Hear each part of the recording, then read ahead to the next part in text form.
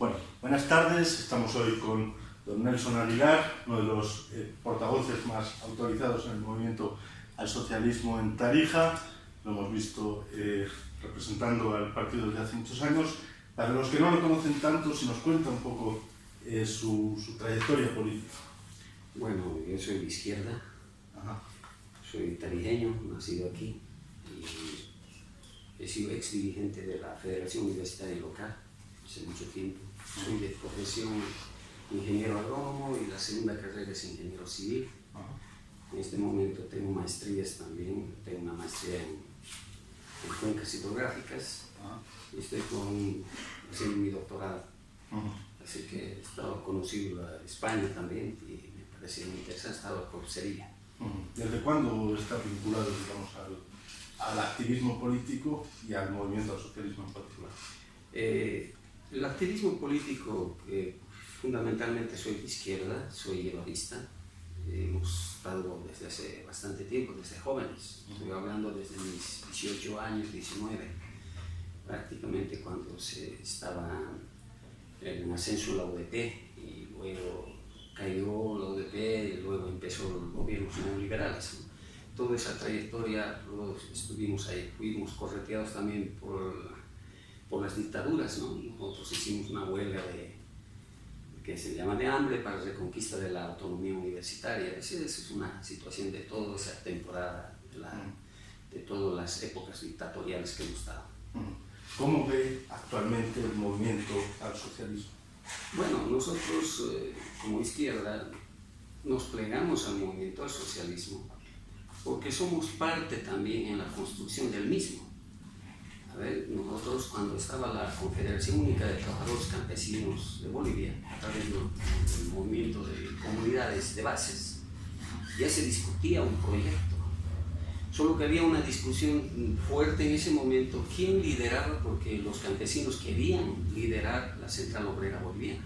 Y decían ellos que no, porque esto es un mandato obrero. Entonces había una pugna en ese momento, estoy hablando de hace mucho tiempo, y veíamos que esto iba a aflorar. Y este movimiento Comunidades de Base, movimiento Comunidades en Marcha, había muchas organizaciones de izquierda discutiendo y fundamentalmente varios de ellos que hemos conocido han sido precisamente los que han conformado, ¿no? Entonces, ¿quiénes lo han hecho? El Pacto de Unidad, que lo ha estado conformando con la Confederación de Trabajadores Campesinos de Bolivia, han estado los colonizadores, los interculturales, también han estado las Bartolinas, han estado con AMAG, la CIDOC, o sea, todas las organizaciones sociales.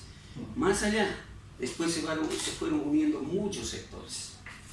Como eran organizaciones sociales, aparecieron sectores, por ejemplo, la propia Central Obrera, que empezó más tarde, y yo fui también parte de eso, de tratar de obrerizar el MAS, y justamente cuando estuve en una convocatoria que me tocó dirigir un presidio, el MAS entró, los de la Central Obrera entraron también ahí. Y eso nos pareció muy importante porque la situación ideológica es bastante coincidente. Se habla de socialismo comunitario en la tesis del 2010 y también hablan de socialismo en la tesis que realiza la COP. Entonces la proyección era antiimperialista, buscar un nuevo orden internacional en función de lo que está pasando en este momento, porque realmente es crítico. Esto va más allá incluso de los partidos, ya es un proyecto de vida, porque el planeta está en serios riesgos, porque el capitalismo lo vende todo, etcétera. En este momento, por ejemplo, hay una ola preocupante de neofascismo que está habiendo en Europa, unas corrientes muy preocupantes que están tomando el globo. Imagínate si van a vender todo, si lo van a rifar todo, si van a generar guerras, o sea, un negocio. Entonces, las élites burguesas están haciendo mucho daño realmente al planeta, ¿no? Desde 2006, que más era un proyecto, digamos, más nacionalista de izquierda hasta hoy, ¿cómo cree que ha ido derivando ideológicamente? ¿Ha perdido identidad, sabes? El 2006 empieza con esa proyección, no estaban los obreros, de luego empiezan a incorporarse y ha ratificado en la tesis que se llama de Tupiza, en 2016, y luego ratificada el 17 que se llama en Santa Cruz, donde dicen los obreros apoyamos al proceso de cambio. el proceso de cambio que implica una posición, uno, en favor de los sectores oprimidos, una posición en defensa de los recursos naturales, una posición de una economía propia, soberana, soberanía política y económica fundamentalmente. Entonces creo que desde ese momento he empezado a vislumbrarse esa posibilidad. Luego ha habido una especie, hace 3 años atrás, de la invitación a otros, la inclusión del MAS. Han venido otros actores que han sido de partidos que han querido cooperar. Ha habido una especie de discusiones internas, donde fui parte también de ese momento crítico. Lo recordamos, estamos hablando del tema de invitados. Aquí en Tarija han salido precisamente los datos de participación recientemente, sigue siendo baja. ¿Cómo ha afectado el tema de esa apertura sin compromiso ideológico al desarrollo del proyecto? Claro, o sea, nosotros teníamos el programa, la tesis, socialismo comunitario, y bueno, si vienen a ayudar, bienvenido, pero no pueden dirigir. Ahí estaba la discusión. El programa, las posiciones de las organizaciones, el gobierno se debe a eso, a las organizaciones sociales, y las posiciones que llevaban adelante, además, el programa lo llevaban adelante ellas mismas. Entonces eso nos generó discusiones internas. La apertura, y están ahí. Ahora en este momento no eran masistas ellos, ¿no? Entonces ahora en este momento son masistas, porque sí han firmado, ahora ya se han registrado, entonces son compañeros, pero la ideología en este momento es un debate, pues es un campo de batalla. Aquí es una posición de una corriente, unos que creen que el neoliberalismo tiene un rostro humano, como decía en un momento dado Jaime Paz Zamora, hay que darle el rostro humano, pero no es así. El neoliberalismo y el capitalismo es duro y salvaje. Lo que estamos viendo en Venezuela, lo que están haciendo en Yemen, lo que están haciendo en Siria y en todos otros lugares. La peor experiencia que podemos decir de eso, de tener una coalición supuestamente amable o concertada, es la de Libia. Pese que ha hablado con Sarkozy, imagínense lo que ha acabado, qué situación, ¿no? En el discurso del 22 de enero del Estado Plurinacional, vicepresidente y presidente básicamente se han centrado en sus propuestas en ese 62% de clase media. Es táctica, es el nuevo proceso, es una reinvención, es una necesidad de campaña. ¿Cómo interpreta este discurso? A ver, yo he visto, y siempre ando con mis cuadros, porque nosotros somos prácticamente, tenemos que andar con las verdades al frente. Tenemos muchas mentiras al frente. Nosotros tenemos que salir con la documentación que se nos respecta. El 2005 era así la pirámide. O sea, teníamos una base ancha de pobreza y luego teníamos una capa media que era más o menos, estamos hablando de un 35% y el otro era un 61%, y una élite que podemos decir entre burguesía alta y pequeña burguesía misma, que serían un 4%. Eso es lo que se tenía, y esa base ancha se ha mantenido durante mucho tiempo en el país. Esto en el periodo republicano a inicios era mucho peor, prácticamente era casi la base grande, era campesina y no tenía derechos. Pero después que se han dado estos cambios, se cambia la situación y se vuelve romboide, donde el 37% llega a ser, pues estamos hablando de 4.1 millones de la base de campesinos pobres. Estaríamos hablando del salario mínimo nacional de 2060 bolivianos hacia abajo, ¿no? Eso lo consideramos de base, ¿no? Es para mí, ¿no? Es mi análisis. Hay muchas interpretaciones de esto. Y luego estaríamos hablando de esos hasta 10.000 bolivianos de ingresos mensuales. Estaríamos hablando de que cerca de 6.5 millones de personas, o sea, el 58% estarían. Para el vicepresidente es que vamos a llegar a 70. Y otros, y el 5% se sigue manteniendo, un poco tal vez elevado, pero como estamos hablando de 10.000 para adelante, entonces estamos hablando tal vez de un promedio de 36.000 bolivianos de ingresos mensuales. Eso es la base económica de discusión. Entonces, ¿cómo ha repercutido esto? Que muchos sectores populares han entrado a esto.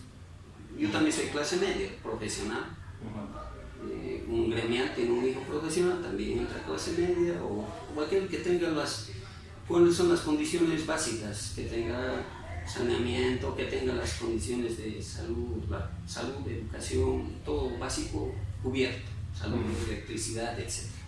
Y luego una situación económica. Pero también hemos visto que esto también va en corroboración a lo que se puede tener en la situación de bienes de transporte. Por ejemplo, hemos visto el parque automotor aquí en Tarija, es impresionante.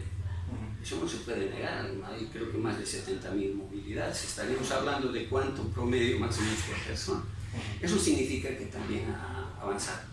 No tendremos las condiciones tan según lo que puedan tener las características europeas, pero sí estamos considerando esta realidad latinoamericana. Le pregunto, o sea, ¿el MAS ahora tiene que conservar lo avanzado o ha perdido el discurso revolucionario para convertirse en un partido, digamos, que conserve sus logros?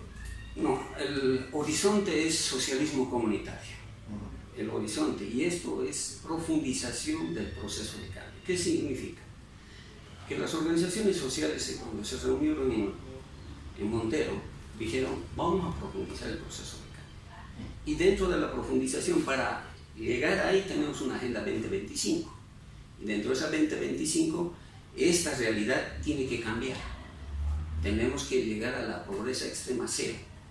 Entonces, esos son uno de los puntos más neurálgicos para llegar y avanzar más adelante. ¿Y eso qué cambia?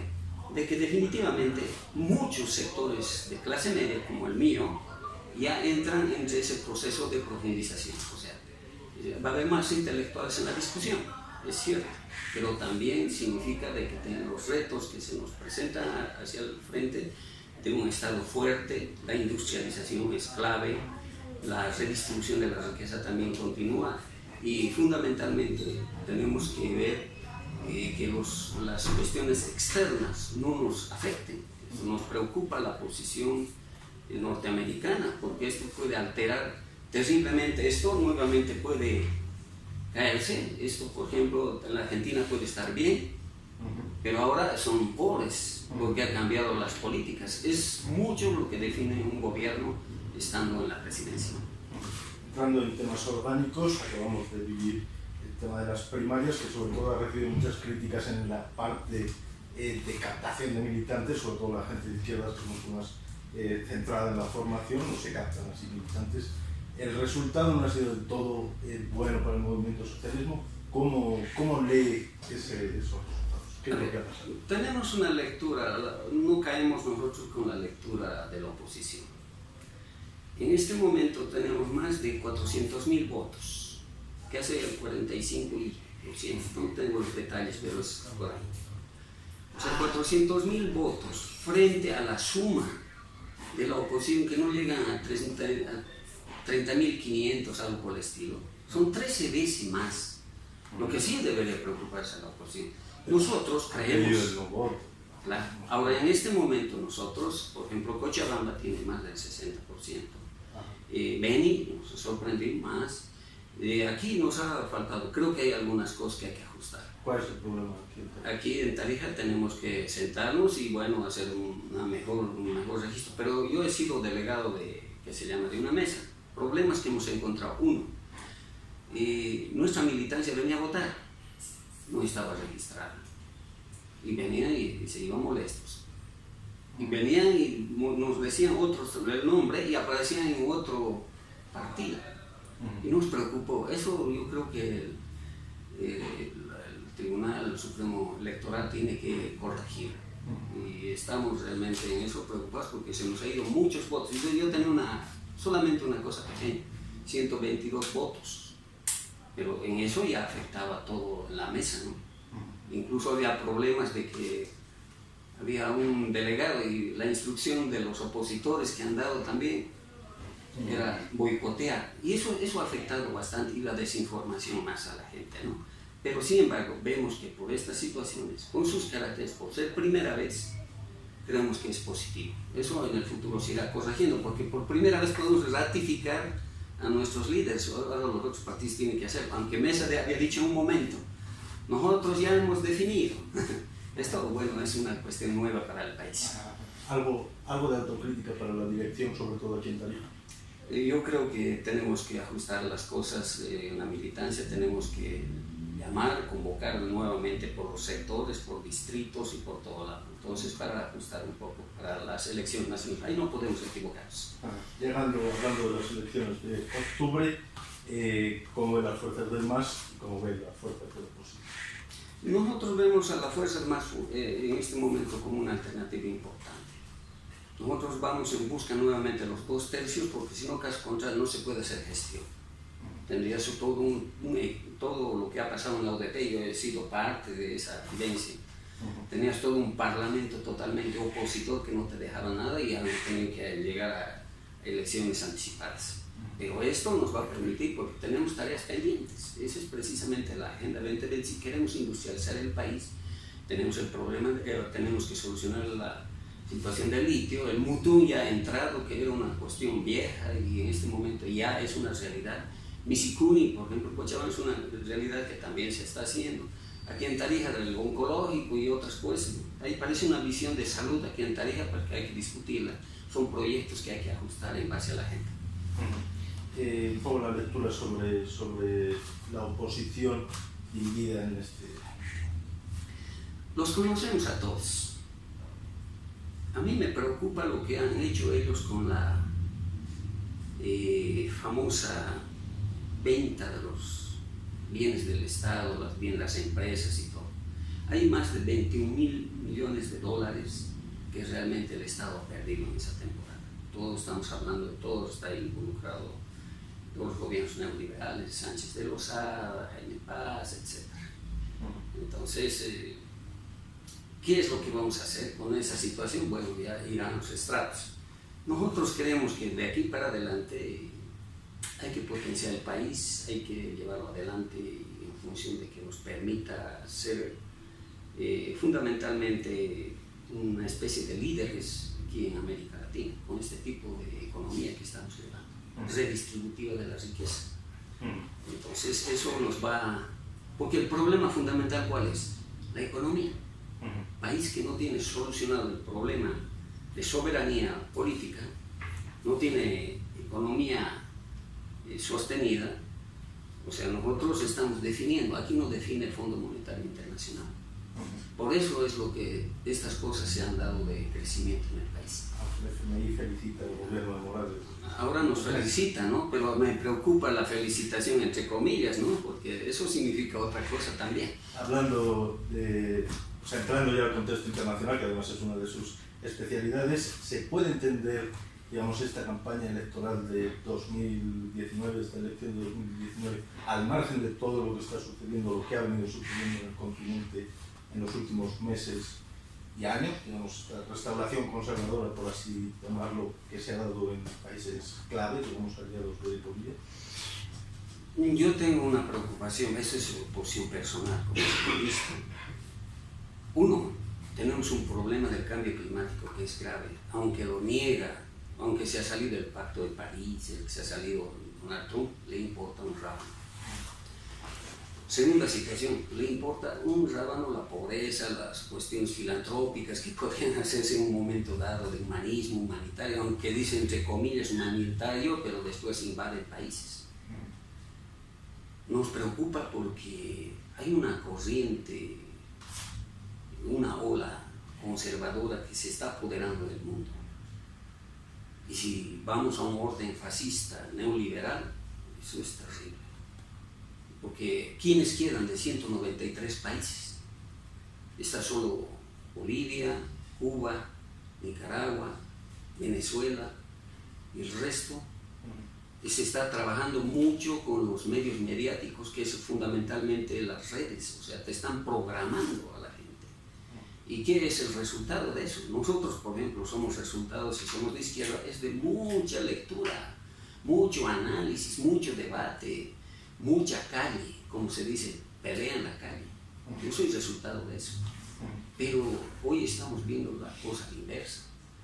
Mucho, como dicen, las falsas noticias y las posverdades, etc. Y están trabajando con los jóvenes. y lo que han hecho con Bolsonaro, y están aflorando ¿quiénes? Bolsonaros, el Salvini de que se llama de Italia, y todas esas cosas, ¿no? Entonces, es preocupante. Nosotros creemos que eso va a repercutir si en Venezuela se da esa situación de intervención, que hay que decirlo contundentemente, no le interesa un rábano la democracia, el humanitarismo, lo que le interesa. ¿Por qué no sé si se preocupará? Voy a dar 3 casitas. ¿Por qué no habla de Yemen? Se mueren 8 millones de hambruna en este momento, de niños, ancianos y todo. No dice nada. ¿Por qué no se habla de Haití, que está en una crisis tremenda también de pobreza? ¿Por qué no se habla de la situación de los migrantes que han ido, por ejemplo, al muro, que están yendo a Estados Unidos y ellos están desesperados con su muro? Que los latinoamericanos en su momento nos insultan como quieren, nos mandan por todo lado. ¿Por qué no habla entonces, si es tan humanitarismo en la propia Colombia? A todos los líderes sociales diario los van matando. ¿Para qué han hecho la paz? Para que los maten. No hay respeto a nada. Entonces, por lo tanto, hay una complicidad que me preocupa, que es la propia Comunidad Económica Europea, la propia Organización de Estados Americanos y la otra de las Naciones Unidas. No puede ser. Yo creo que requiere definitivamente un nuevo orden mundial esto, porque nosotros como izquierdistas habíamos dicho, yo discutía con un compañero y habíamos quedado una vez, socialismo o barbarie, o cambiamos el orden internacional o continúa el barbarismo, y parece que estamos en ese camino del barbarismo en esta década. Le voy a preguntar por 3 contextos particulares que son vecinos, tenemos sobre todo Argentina y Macri. ¿Qué lecturas podemos sacar de lo que ha pasado en su gobierno para Bolivia? Mira, yo he estado justamente en la Argentina por razones de salud, por eso es importante la situación de salud, es importante que el SUS se implante aquí en el país. He visto, porque no tenemos nosotros hospitales de alta especialidad, y tuve que ir por mi esposa allá. Y esa situación que ha significado, era todo gratuito, todo, tenían bonos, tenían todo. Salió Cristina y todo se volcó. Manejó mucho las redes y la mentira. Les prometió de que ellos iban a cambiar, que iba a ser una vida mucho mejor que la que estaban viviendo. Pero ahora que vemos pobreza, una situación impresionante de la gente, de jubilados que están con sus derechos diezmados, se está saliendo la gente de la calle, han botado el aparato estatal. ¿Cuánta gente? Han sacado más de 100.000 personas. Entonces todo eso han achicado, y todo bajo órdenes del Fondo Monetario Internacional y el Banco Mundial. ¿Qué? ¿Para qué? Para prestar la cantidad de dinero. Y ahora se preguntan, ¿se han condonado su propia deuda? Macri, o sea, están utilizando estas oligarquías, manejan para engañar al pueblo y luego sumirlo en esa pobreza. Ahora la situación de Brasil. Brasil, le preguntaré Brasil. Primero me define Bolsonaro, hay quien lo ve ultraliberal, hay quien lo ve fascista, hay quien lo ve nacionalista o simplemente de Estados Unidos. Un país evidentemente claramente pobre como Brasil elige una persona como Bolsonaro. Es un hecho aislado, es producto de un agotamiento. ¿Qué es Bolsonaro? Bolsonaro es la expresión de un trabajo muy trabajado desde diferentes sectores. El Partido de los Trabajadores ha caído, han minimizado, porque ellos estaban tomando fuerza después que le han hecho el impeachment a Dilma Rousseff. ¿Qué es lo que han buscado? Y eso ha sido orquestado para voltearle precisamente. ¿Y quién ha sido? Uno de los socios, y quién ha sido un neoliberal metido dentro del gobierno, y luego salen con esta situación, que luego más tarde se va a aclarar, pero ya va a ser tarde, pero ya se había engañado al pueblo. En este momento lo que ha salido del Bolsonaro es un tipo rudo, que dice, imagínense, dice que ha tenido unos errores en la vida, ha tenido 3, creo que no sé cuántos hijos tiene, que son un éxito los varones, y ha tenido un error, que es su hija, caramba. Es un hombre, no sé en qué país, nazista, fuera de eso, que el hombre es admirador de Hitler. Oye, pues recientemente estamos, el 27 se recuerda el Día Internacional del Genocidio que se ha hecho cuando el Ejército Rojo libera Auschwitz. Imagínate ese tipo admirador de esa realidad. ¿Qué es lo que le espera a Brasil? Brasil va a gemir de dolor porque se está reduciendo el Ministerio de Trabajo está queriendo hacer desaparecer para que esté todo liberalizado. Y el Amazonas va a ser una tala indiscriminada. O sea, la ecología no le interesa nada. Es la misma posición de Trump. Entonces, por lo tanto, tener a esos vecinos al lado es preocupante también para el país. Entonces, tenemos que movernos en esa situación. Y por eso nuestra solidaridad también con Venezuela. Porque si cae Venezuela, el próximo referente, ¿quién es? Estamos quedando ya pocos países. Pero, ¿cuál es el delito? Redistribución de la riqueza con medidas sociales y potenciar el Estado. Lo que ellos no quieren es de que haya un Estado que les saque los impuestos. Entonces, esa es la situación por lo que estos países progresistas de tendencia de izquierda están pasando.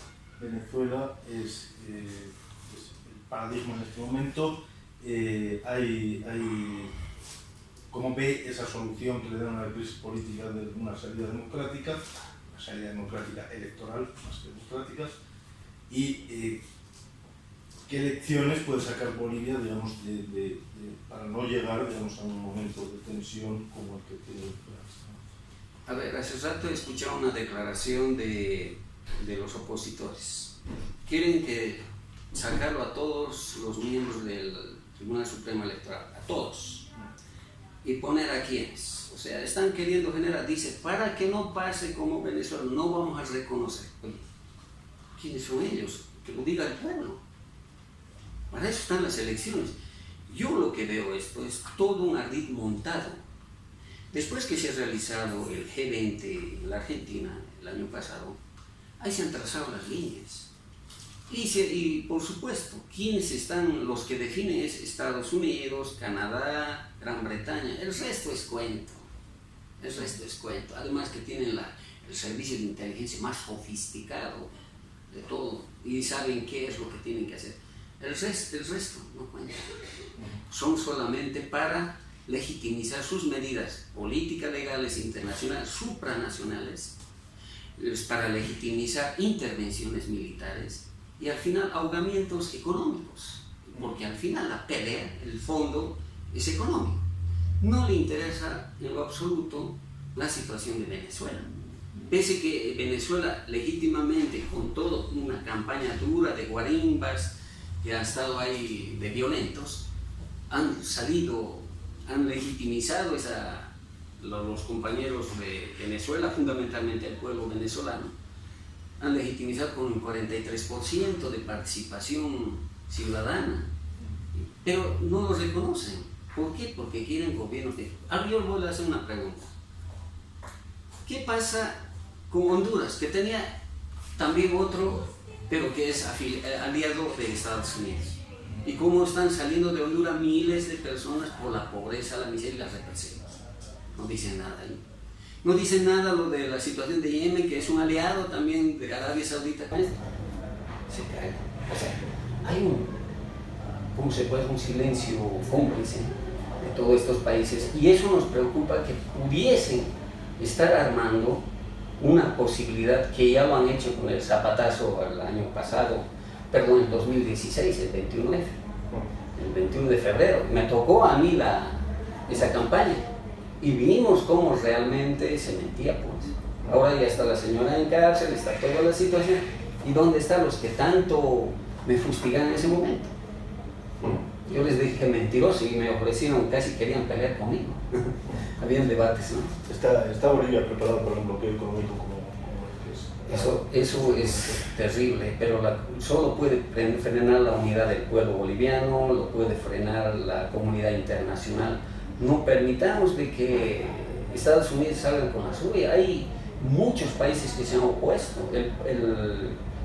El grupo de Lima son todos los gobiernos neoliberales, desde Chile, Argentina, Bolsonaro, etc. Colombia que es prácticamente el patio que está haciendo para entrar de ataque directamente ahí.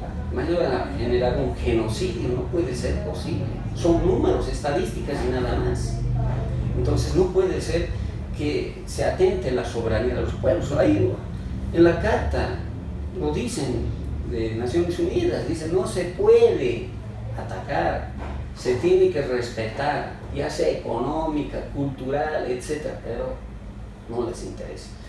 Por eso es una soberbia y, como podemos decir nosotros al final, esto tiene que pararse y hay necesidad de un nuevo orden internacional, porque tiene que ser no unipolar como está en este momento, sino multipolar, de respeto a todas las naciones.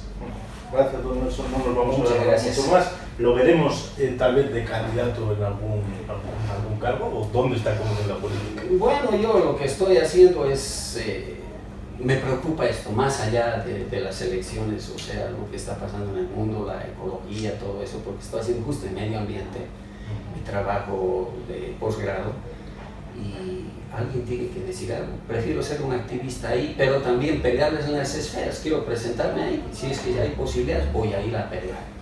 Gracias. Gracias. Igualmente.